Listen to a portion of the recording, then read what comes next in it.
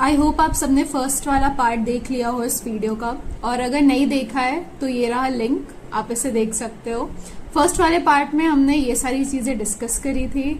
अब सेकंड वाले पार्ट में हम ये सारी चीजें डिस्कस करने वाले हैं। First, global market sentiment. अभी यहाँ पे ग्लोबल मार्केट का क्या हुआ, हमने जब फर्स्ट टाइम डिस्कस किया था तो वो एशियन मार्केट था। एशियन मार्केट का मतलब हुआ चाइना, कोरिया, जापान, जो हमारे एशिया में आ रहा है, जिसको यूएस के फॉरेन इन्वेस्टर्स जो हैं वो सब सेम बकेट में रख रहे हैं। नैस्डैक बेसिकली हमारा टेक जायंट्स को रखता है, जैसे इन्फोसिस हो गया या फिर आईटी कंपनीज में और भी कंपनीज आती है, तो वो नैस्डैक में आती है। अगर नैस्डैक ऊपर जा रहा है तो हम बोल सकते हैं हमारा आईटी सेक्टर ऊपर जा रहा है। नेक्स्ट है आपका डाउ जोन्स। डाउ जोन्स अब का मतलब क्या हुआ कि जो हमारा बैंक्स है, जो हमारा सेंटिमेंट है, ओवरऑल इकोनॉमी का जो सेंटिमेंट है वो है पॉजिटिव में। तो ओवरऑल निफ्टी 50 या बैंक निफ्टी, ये सब भी पॉजिटिव है। नेक्स्ट ये देखो, ये है नैस्डैक 100 का इंडेक्स। ये भी मार्केट ओवरऑल आप देखो तो ये कंसोलिडेटेड ही है। नेक्स्ट डो जोन्स, इनका भी जब आप देखोगे तो ये इसका चार्ट है, ये 8th का था, 9th का है। 5 मिनट। ये डोई जोन्स का चार्ट है और वो पीछे वाला नैस्डैक का चार्ट था। नेक्स्ट आ जाओ एडीआर पे।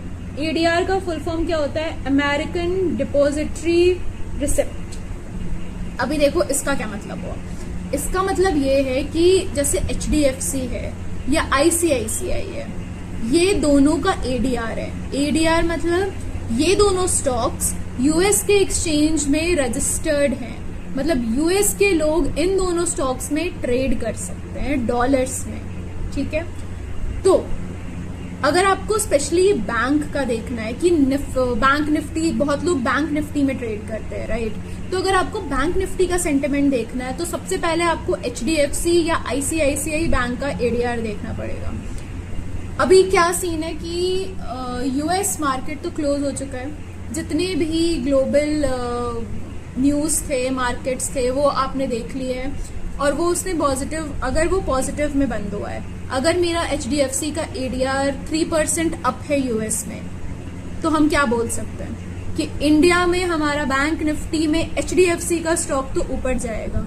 ऐसा नहीं हो सकता कि वहां एडीआर पॉजिटिव है और यहाँ नेगेटिव हो गया, अनलेस एंड अनटिल कुछ डोमेस्टिक लेवल पे कुछ चेंजेस आई हो या डोमेस्टिक लेवल पे कुछ इश्यू आया हो, बट स्टिल ऐसा नहीं होता है।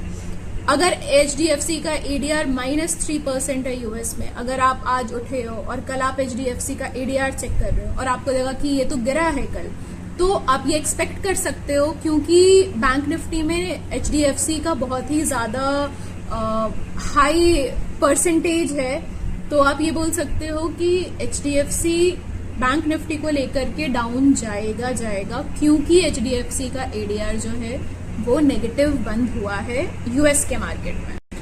अभी आप इंटरेस्टिंग चीज देखो, ये है एचडीएफसी का एडीआर। अभी आप यहाँ पे नोटिस करो कि फ्राइडे को ये काफी ज्यादा गैप अप ओपन हुआ है और थर्सडे को ये बहुत ही ज्यादा गैप डाउन ओपन हुआ है।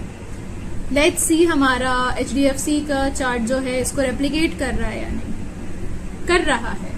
सो एचडीएफसी का चार्ट भी 10th को गैप अप ओपन हुआ है काफी ज्यादा और 9th को गैप डाउन ओपन हुआ है। तो बेसिकली ये सब एक दूसरे का रेप्लिका होता है, जो वहां हो रहा है वो यहाँ भी हो रहा है।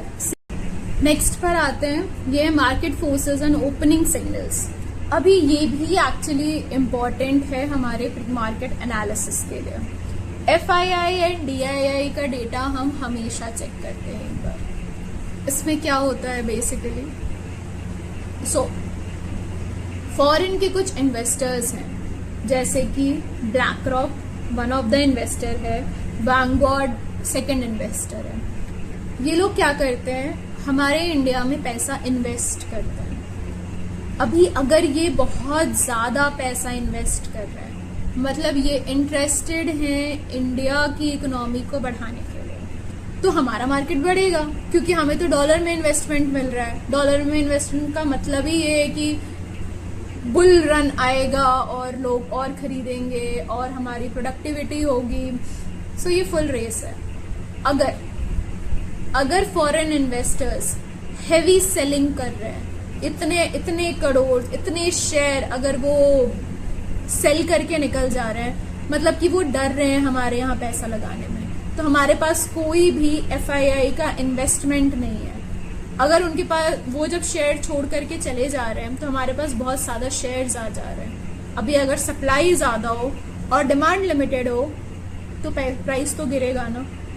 इसीलिए जब FII की सेलिंग होती है तो हमारा प्राइस राइज नहीं करता है, और FII जब खरीदता है तो हमारा प्राइस राइज होता है। तो ये बुल रन में चला जाता है।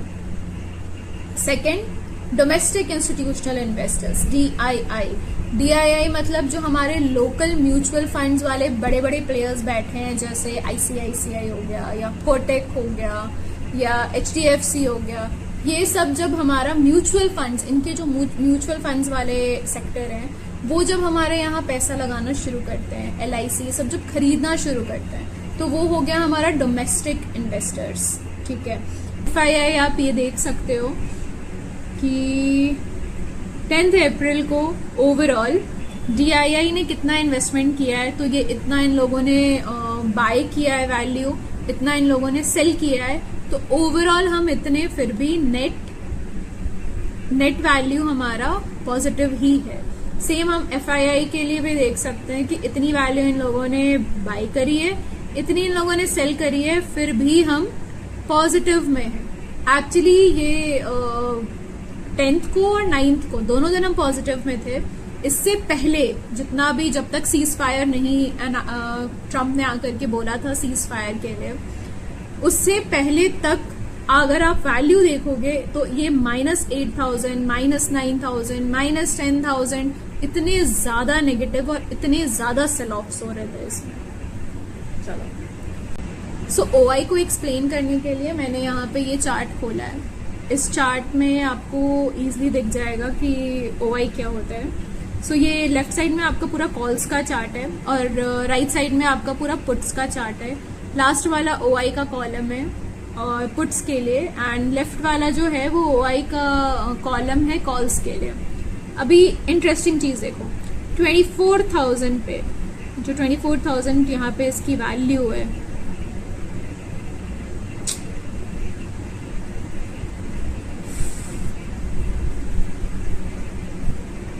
सॉरी, जो 24,000 इनके यहाँ पे वैल्यू है, अगर आप ये वाला टारगेट करो तो 94,848। अभी ये वैल्यू को नोटिस करो, ये वैल्यू बोल रहा है 24,000 पर है। इसका मतलब क्या हुआ कि इतने बेट्स लगे हुए हैं कि हम इसे 24,000 के नीचे नहीं जाने देंगे। यहाँ पे सारे के सारे कॉल वाले अपना बेट लगा करके बैठे हैं कि अगर ये यहाँ जाएगा तो हम इसे वापस 24,100 की तरफ फेंक देंगे। इसके नीचे ये नहीं जाने वाला है। ठीक है। नेक्स्ट आप ये देखो 24,200 की तरफ। तो जब ये वाली वैल्यू देखते हो तो यहाँ पे ऑलमोस्ट 69,000 बेट्स लगे हुए हैं कि 24,200 के ऊपर हम इसे नहीं जाने देंगे। अभी इसका मतलब क्या हुआ कि ये आपका रेजिस्टेंस हो गया, जो कॉल साइड में है वो आपका रेजिस्टेंस है। इतने लोग बोल रहे हैं कि हम आपको नहीं आगे जाने देंगे, और जो आपके पुट साइड में है वो आपका सपोर्ट है। इतने लोग बोल रहे हैं कि हम इसे नीचे नहीं जाने देंगे। तो जब ट्रेंड चेंज होता है, जब वो 24,000 की तरफ आएगा, अगर ये अभी भी 69,000 ही रहा या फिर और ज्यादा बढ़ करके 89 हो गया, तो समझ लेना कि धीरे धीरे वो बढ़ रहा है, बट उसमें कोई वॉल्यूम नहीं है, वो ज्यादा देर तक सस्टेन नहीं करेगा, तो वो गिरेगा ही गिरेगा, क्योंकि इतने लोगों ने बेट लगाया है। तो ये भी एक बहुत बड़ा इंडिकेटर है ये बताने में कि रेंज क्या होने वाली है मार्केट की, कितना अलायबल रेंज है, कहां से कहां जा सकता है, कितने लोग कहां पे इंटरेस्टेड हैं इसको खरीदने में। नेक्स्ट है IEP। ये बेसिकली एक इक्विलिब्रियम प्राइस है। सो अभी एक बार कभी नोटिस किया होगा 9 बजे से लेकर के 9-8 का एक विंडो होता है जहां पे आपको प्री मार्केट का वैल्यूज पता चल जाएगा कि कौन सा स्टॉक कितना पे ट्रेड कर रहा है और वो कैसे खुलने वाला है। सो हम यहाँ पे एक्चुअली ये चेक करते हैं कि प्री ओपन ग्रीन कैंडल्स, तो मान लो निफ्टी 50 में हमारे पास जो 50 स्टॉक्स होते हैं उसमें से कितने एक्चुअली ग्रीन हैं और कितने एक्चुअली रेड हैं। अगर आपको दिख रहा है कि पॉजिटिव में स्टार्ट हो रहा है और मैक्सिमम स्टॉक्स उसमें से रेड हैं, तो इसका मतलब है कि वो फेक है, मतलब वो फेक ट्रेंड दिखा रहा है, वो एक्चुअली गैप अप नहीं है, वो नीचे पुल डाउन हो जाएगा। तो जब हमको श्योरिटी चाहिए होती है कि हाँ ये मूव सही है, ये मूव सही डायरेक्शन में है, तो हम ये IEP को चेक करते हैं। सो इसका मतलब क्या हुआ कि अगर IEP बहुत ज्यादा ऊपर है प्रीवियस क्लोजिंग से और कोई रीजन भी नहीं है, तो इसका मतलब है कि सेलिंग एट द टॉप, लोग ऊपर जा रहे हैं, बेच दे रहे हैं, तो वो फिर नीचे आ जाएगा। तो ये एक फेक गैप ओपन है। नेक्स्ट अगर आप देखोगे एक स्टेबल IEP स्टेबल है डिस्पाइट अ बैड न्यूज, इसका मतलब है कि उसमें स्ट्रेंथ है। सो ये एक बुलिश ट्रेंड दे सकता है क्योंकि उसको उस नेगेटिव न्यूज से कोई फर्क नहीं पड़ा है। नेक्स्ट अगर 45 कैंडल्स ग्रीन है, 5 रेड है उसमें, तो हम बोल सकते हैं कि ये एक हेल्दी ट्रेंड है, बुलिश की ही तरफ है और सही में बुलिश है। अगर आप ये देख रहे हो कि निफ्टी अप है लेकिन उसमें से सिर्फ 10 ही कैंडल्स है जो ग्रीन है, इसका मतलब है कि ये फेक रैली है। फॉर एग्जाम्पल ये हम अभी कहाँ चेक करेंगे, ये हम आपका चेक करते हैं प्री मार्केट पे। ये है आपका 10 अप्रैल का प्री मार्केट जो कि 9-8 के बाद का विंडो है। 9-8 से 9-15 के जो बीच का विंडो होता है उसमें आपको ये पता चलता है अभी कितने स्टॉक पॉजिटिव में है एडवांस। सो 37, तो 50 में 37 स्टॉक्स जो है वो पॉजिटिव है, डिक्लाइंस 9 है एंड अनचेंज्ड 4 है। मतलब कि ओवरऑल जो ट्रेंड हमारा जा रहा है वो एक पॉजिटिव की ही तरफ जा रहा है, वो नेगेटिव नहीं है कहीं पर। क्रूड ऑयल ज्यादा महंगा है, मतलब महंगाई बढ़ रही है, हमें और ज्यादा डॉलर देना पड़ेगा, रुपी वीक हो चुकी है। तो इससे कौन कौन से सेक्टर ज्यादा इफेक्ट होंगे? एविएशन सेक्टर इफेक्ट होंगे, पेंट सेक्टर इफेक्ट होंगे, ऑटो सेक्टर इफेक्ट होंगे। और गुड किसके लिए? ONGC के लिए है, रिलायंस के लिए, क्योंकि हम अपना इन हाउस यूज करेंगे, राइट। अभी इसका सबसे बड़ा एग्जाम्पल सबको पता है, ईरान और US का जो वॉर हुआ था उसमें हमने देखा था कि ऑयल की कैसे कितनी ज्यादा वैल्यू बढ़ चुकी थी। 115-120 डॉलर्स पर बैरल चल रहा था जो कि बहुत ज्यादा महंगा था, जिसके वजह से इन्फ्लेशन अप हो गया था और जिसके वजह से ये सारे सेक्टर्स बहुत ही ज्यादा नेगेटिव में चल रहे थे। सो ये एक क्रूड ऑयल है, कुछ सेक्टरल है, ये आप चेक कर सकते हो। ये ग्राफ है बेसिकली क्रूड का, क्रूड ऑयल। इसी से हम चेक करते हैं कि ऑयल की प्राइस क्या होगी पर डे के हिसाब से। अभी जो लास्ट कुछ टाइम में जो वॉर वाला टाइम था उसमें ये देख सकते हो कि ऑलमोस्ट ये $117 पर बैरल रीच किया था ये प्राइस। फिर सीज फायर अनाउंस होने के बाद दोनों कंट्री के साथ हमने देखा कि ऑलमोस्ट गिर करके 95 पे पहुंच गया है। अभी इसका प्रेजेंट रेट 95 है। So now this is stable, but yeah this is an important factor for oil sector. Next है हमारा US 10 ईयर बॉन्ड यील्ड्स। इसका मतलब क्या हुआ? जैसे हम यहाँ पे अपना सेविंग अकाउंट में पैसे सेव करते हैं और हर बैंक हमें अपना कुछ 7% या 6.5% या 6% कुछ इंटरेस्ट रेट देती है, वैसे ही अगर US गवर्नमेंट कुछ बहुत ज्यादा इंटरेस्ट रेट में लिवरेज दे दे, ठीक है, मान लो उन्होंने बोला कि हम 10% देंगे या हम 11% देने लगेंगे, तो क्या होगा? जितने भी इन्वेस्टर्स हैं वो अपना पैसा मार्केट से निकाल करके US में ही वापस लगा देंगे, वो सेफ डिपॉजिट में डाल देंगे वहां जाकर के। तो इससे क्या होगा? फिर हमारे यहाँ पे वो सारे सेल करने लगेंगे, सारे FIIs जो हैं वो सेल करने लगेंगे और वो पैसा लेकर के वो चले जाएंगे और US के ही बैंक में डाल देंगे, राइट। सो हमें क्या मिला? कुछ नहीं, हमें मिला कि सारे FIIs चले गए, हमारे पास जीरो इन्वेस्टमेंट हो गई, तो हमारा मार्केट फॉल करने लग गया। नेक्स्ट है हमारा डॉलर इंडेक्स। डॉलर इंडेक्स मतलब क्या हुआ, जितने भी इमर्जिंग मार्केट है उसमें डॉलर कितना स्ट्रांग है, डॉलर की कितनी स्ट्रेंथ है ये पता चलती है।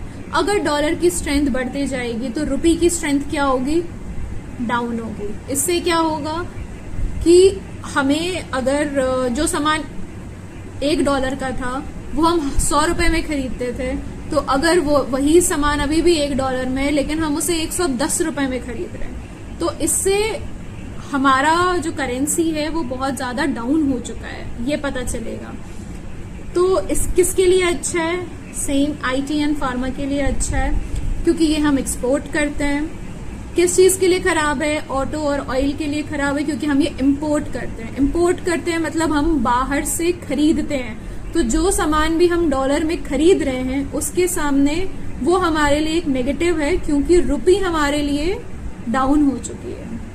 और जो भी हमें पैसे मिलते हैं काम करने के, अगर हम आईटी में काम कर रहे हैं तो यूएस वाले हमें फंड्स दे रहे हैं, राइट। जो फंड्स दे रहे हैं क्योंकि उनका करेंसी ज्यादा स्ट्रांग है तो हमें ज्यादा पैसे मिल रहे हैं, तो हमारे लिए आईटी एंड फार्मा दोनों ही पॉजिटिव होता है। नेक्स्ट ये है DXY। सो ये डॉलर, बेसिकली डॉलर की वैल्यू बताता है कि ओवरऑल मार्केट में डॉलर किस जगह पे पोजीशन कर रहा है खुद को। अभी $1 विड बी इक्वल टू 98 रुपीज, अभी 98 पे चल रहा है। जिस टाइम पे वॉर का सीन था यहाँ पे देखना ये ऑलमोस्ट 100 रीच कर गया, 100.149। तो डॉलर की वैल्यू इतनी ज्यादा बढ़ गई थी उस टाइम पे और सब कुछ महंगा हो गया था, तभी इन्फ्लेशन का राइज हुआ था। बट अभी वापस से मार्केट स्टेबल है और वैसे तो 98 भी ज्यादा है, बट स्टिल अभी फिर भी उसके कंपैरिजन में 98 तक गिरा है। सो हाँ, ये है डॉलर का इंडेक्स। नेक्स्ट और लास्ट है हमारा इवेंट कैलेंडर। इवेंट कैलेंडर मतलब अगर जैसे किसी भी बच्चे का स्पेशल बर्थडे होता है, स्पेशल डे होता है, कुछ इंटरेस्टिंग होता है, वैसे ही सेम हर स्टॉक के साथ अगर आप ये चेक कर सकते हो कि किसी का क्वार्टरली रिपोर्ट आ रहा है, प्रॉफिट है, लॉस है, या डिविडेंड कैसा है, या फिर स्टॉक स्प्लिट हो रहा है, या कोई बहुत बड़ी डील साइन की है, या गवर्नमेंट ने फंड्स दिए हैं, बैक किया है, जो भी है, अगर कुछ इस तरह से हो रहा है तो वो उसका स्पेशल डे है, वो उसका इवेंट कैलेंडर में आप देख सकते हो कि कुछ पॉजिटिव या नेगेटिव जरूर होगा।